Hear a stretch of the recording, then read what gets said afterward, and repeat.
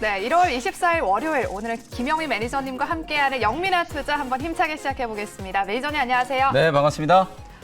매니저님 코스피 지수가 2,800선이 붕괴됐고 뭐 코스닥도 900선 붕괴되는 거 아니야 이런 이야기가 있는데요. 네. 우리 개인 투자자분들 대응하기 정말 어려울 것 같아요. 이번 주에 FOMC 회의도 있고 또 LG 에너지 솔루션 상장도 있잖아요. 그렇죠.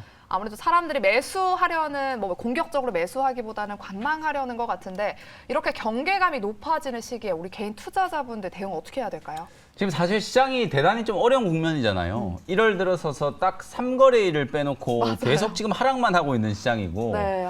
말씀해주셨던 것처럼 이번 주에 정말 빅 이벤트 주간이거든요. FOMC 회의가 지금 초미의 관심을 받고 있죠. 네. 이 정도로 또 FOMC 회의가 시장에 엄청난 또 관심을 받았던 적이 있었나 싶을 정도로 네. 금리 인상과 관련된 노이즈들이 계속 지금 부각이 좀 되면서 FOMC 회의 결과에 대해서 지금 촉각을 곤두세우고 있고 LG 에너지 솔루션 뭐 청약은 상당히 빅히트를 했잖아요. 네. 엄청나게 흥행을 했는데 이게 이제 상장이 되는 게 시장 전체적으로는 썩 그리 좋은 이벤트는 아니라고 말씀드렸잖아요. 맞아요. 27일 아마 상장되고 나면 또 온통 거래대금이 그쪽으로 다 쏠리기 때문에 그쵸. 다른 종목들은 또 수급 공백이 생길 수밖에 없고 가뜩이나 또 설 연휴를 앞두고 있는 상황이잖아요. 보통 네. 우리가 설, 추석 이렇게 명절 앞두면은 수급 공백 때문에 시장이 그렇게 썩 좋지는 않거든요. 이런 이제 안 좋은 악재들만 계속 불거지고 있고 오늘 오전에 이게 막 지라시 형태로 이제 막 떠돌았던 얘기가 뭐냐면 3주 동안에 지금 대한민국 주식시장에 일어난 일 해가지고 오스템 임플란트 횡령 사건이 있었죠. 네. 그리고 HTC 현대산업개발 광주 이제 안타까운 붕괴 사고가 있었죠.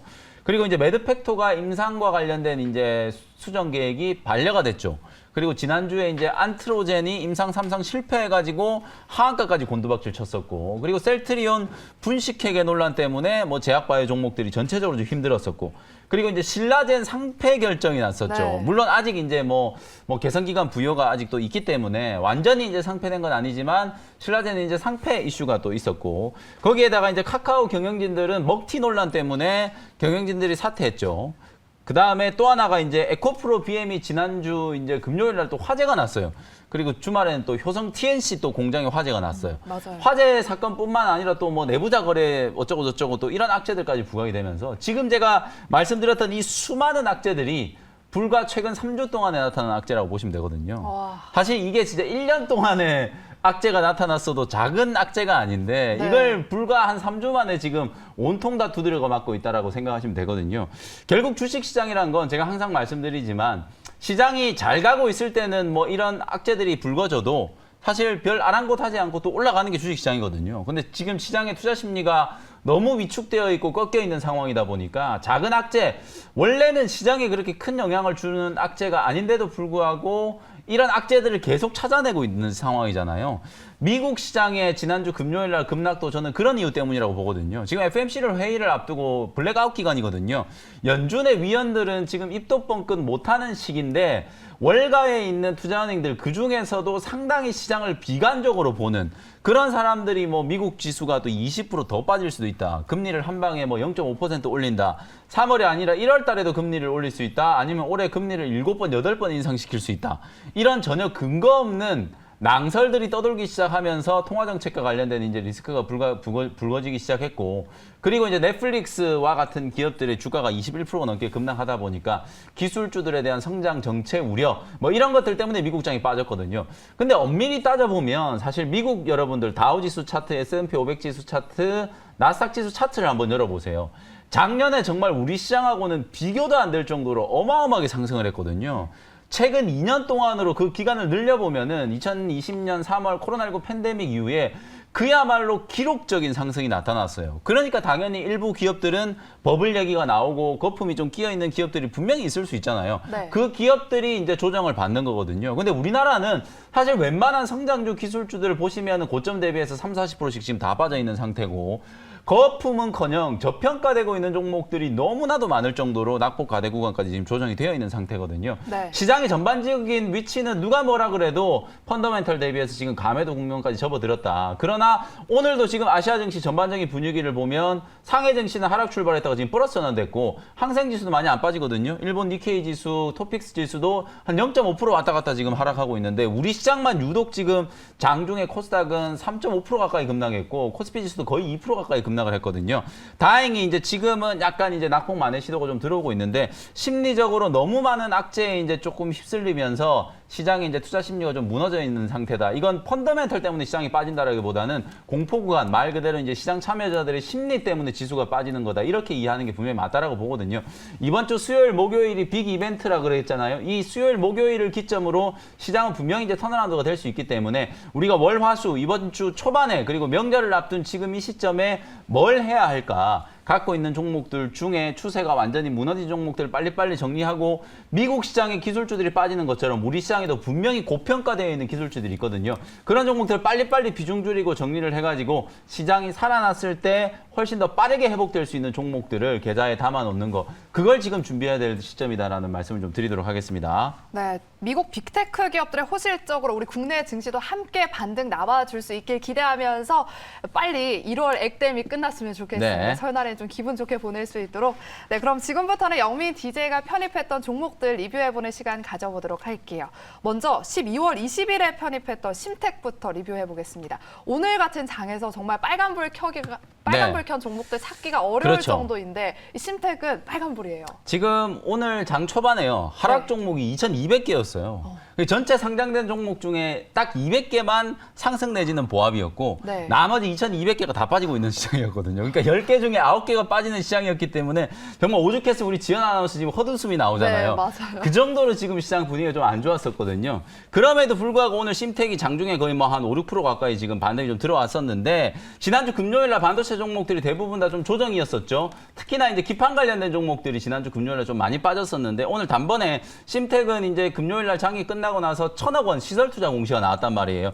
올해 제가 계속 말씀드렸죠. 반도체 소부장 종목들 중에서 반도체 기판 관련된 종목들은 반드시 여러분들이 보유해야 되는 종목 중에 하나다. 이번 조정을 이용해서 반도체 기판 종목들을 못 사셨던 분들은 분명히 이제 매수할 수 있는 찬스다. 이렇게 이제 말씀을 좀 드려보도록 하고요. 네. 심텍은 제가 목표 가격을 45,000원 말씀드렸는데 이미 이제 목표가는 터치를 했었어요. 지금도 다만 이제 추세적인 상승이 충분히 가능하다. 2차 목표 가격은 한 5만 원 정도 설정을 해놓고 계속해서 보유 의견 드리도록 하겠습니다. 네, 심텍은 5만 원 선까지 2차 목표가 설정 도와주셨습니다. 그럼 마지막으로 리뷰해볼 종목은요. 바로 1월 12일에 편입했던 야스입니다. 네. 오늘 횡보세 보이곤 있지만 지금 보니까 크게 하락하진 않는 모습인데 어떻게 대응해야 될까요? 뭐 매수가 근처에서 지금 움직이고 있는데 지금 16,000원짜리에서 왔다 갔다 하고 있거든요. 요 종목을 제가 오늘 리뷰해드리는 이유는 뭐 다른 거 다 떠나서 지금 매수 기회다. 역시나 그 얘기를 드리고 싶어서 리뷰를 좀 해드리는 거고 우리가 반도체 쪽 얘기는 많이 했는데 OLED 쪽 얘기는 지금 많이 안 하고 있거든요. 근데 사실 올해 업황만 놓고 본다면 OLED 쪽도 특히나 좀 호황 얘기를 분명히 좀 기억을 좀 하셔야 될 필요가 있다라고 보여지고요. 야스 같은 경우에는 대형 OLED 패널, 삼성이 이제 LG 패널을 쓸 수도 있다라는 얘기를 했다라는 거 말씀을 좀 드리면서 야스를 제가 소개해드렸었거든요. 대형 OLED TV 시장의 공격적인 성장과 관련된 가장 직접적인 장비 수혜주가 야스다. 뭐 전 세계에서 지금 유일하게 대형 OLED 증착 장비를 이제 만드는 기업이기 때문에 꼭 좀 주목을 해보시라는 말씀드리고요. 약세 구간을 이용해서 이제 저점 매수하는 전략이고 목표가는 2만 원 정도로 말씀드렸으니까 참고를 하시면 되겠습니다. 네, 야스는 오늘 저점 매수 기회다라는 리뷰 도와주셨고요. 그럼 우리 시청자분들의 문자 상담으로 도와드리도록 하겠습니다. 먼저 첫 번째 문자 상담은요. 많은 분들이 또 궁금해하실 것 같아요. 네이버입니다. 39만 2천 원에 20%예요. 네. 미국의 기술주들이 조정받고 있다고 말씀드렸잖아요. 네. 국내에서는 네이버 카카오 같은 종목이 조정을 받고 있는 거예요. 제가 6개월 전부터 네이버 카카오는 매도 의견 드렸거든요. 많이 빠졌음에도 불구하고 지금도 제가 보기에는 좀 고평가되어 있다는 생각이 좀 들어요. 네이버 카카오는 오늘도 저는 매도 의견을 드리도록 하겠습니다. 알겠습니다. 네이버는 매도 의견 주셨습니다. 다음 종목은요. CJ ENM입니다. 16만 7천 원에 매수를 하셨고요. 계속 가지고 가야 할까요? 라고 하셨어요. CJ ENM 같은 경우에는 사실 이제 이렇게 보시면 돼요. 넷플릭스가 급락하면서 컨텐츠 종목들이 좀 흔들리고 있는 것 같은데 시간이 지나고 나면 곰곰이 여러분 생각해 보시면 결국 이 OTT 기업들이 이렇게 경쟁이 좀 치열해지고 있다는 거 결국은 컨텐츠로 승부를 해야만 가입자를 많이 확보할 수 있다는 거잖아요. 네. 컨텐츠와 관련된 기업 중에 가장 대표적인 종목이 또 CJ ENM이기 때문에 너무 많이 빠지기도 했고요. 지금 자리에서는 손절보다는 보유하는 게 맞다. 이렇게 진단을 좀 해드리겠습니다. 네, 알겠습니다. 그러면 오늘의 하이라이트 시간이죠. 원샷, 원킬 종목 무엇일지 바로 공개해 주시죠. 네, 오늘 진짜 올라가는 종목을 좀 찾기가 어려운데 이 종목은 또 느닷없이 좀 세게 좀 반등이 좀 들어왔는데요. 21,400원 현재가로 고영이라는 종목을 편입을 한번 해보도록 하겠습니다. 여러분들이 익숙히 알고 있는 반도체 장비 종목 중에 하나인데요. 그 중에서도 이제 반도체 검사 장비를 만드는 기업이고 최근에는 의료용 로봇이라든지 스마트 팩토리 시장으로도 진출을 한 그런 회사라고 보시면 될 것 같아요. 작년에 뭐 연간 기준으로 사상 최대 매출 이제 한 2천억이 넘는 이제 매출을 좀 기록을 했었고 영업이익 아직 4분기 실적이 발표가 안 됐지만 YOY 기준으로는 160%가 넘는 어마어마한 이제 실적 성장이 있었거든요. 실적 성장의 기반은 새로운 이제 수익처라고 할 수 있는 반도체 검사 장비 쪽, 이쪽이 이제 글로벌 고객사들 쪽으로 계속 이제 수출이 좀 되면서 지금도 이제 추가적인 계약을 위해서 글로벌 고객사들과 협상이 진행되고 있다라는 얘기가 보도가 좀 되고 있는 상황이고요. 투명체 검사 장비라든지 자동차 그리고 반도체 검사 장비에 대한 수요가 계속해서 늘어나고 있기 때문에 본업이 워낙 좋다. 여기에다가 제가 지금 사진을 준비해 왔는데 의료용 로봇 시장에 이 회사가 아주 오래전부터 이제 공을 들였거든요. 특히나 이제 뇌수술용 의료 로봇 카이메로라고 하는 게 이제 드디어 연세대 세브란스 병원, 삼성 서울병원에 이제 공급이 되면서 실제 뇌수술, 파킨슨병이나 이런 이제 뇌신경계 질환의 수술을 할 때 실제로 사용되고 있는 의료 로봇이거든요. 요게 이제 연역을 보시면은요. 다음 이제 사진 좀 올려주시면 좋은데 이미 이제 2011년부터 연구 개발을 시작해가지고 국내에서 사용 승인을 받았는데 실제 의료 현장에 이제 도입된 건 2018년도부터였어요. 그리고 올해도 실제 신규 이제 로봇에 대한 납품이 한 4대에서 10대까지도 지금 가능하다라고 보여지기 때문에 최근에 이제 로봇 종목들이 되게 좀 주목을 많이 받았었는데 의료용 로봇 특히나 이제 소위 말해서 고밸류를 받을 수 있는 새로운 성장 섹터에서 사업이 이제 좀 안착이 좀 되고 있는 그런 모습들이 나타나고 있기 때문에 다른 종목들보다 오늘 훨씬 더 빠르게 지금 반등이 좀 들어오는 게 그 이유 때문이라고 보여지고요.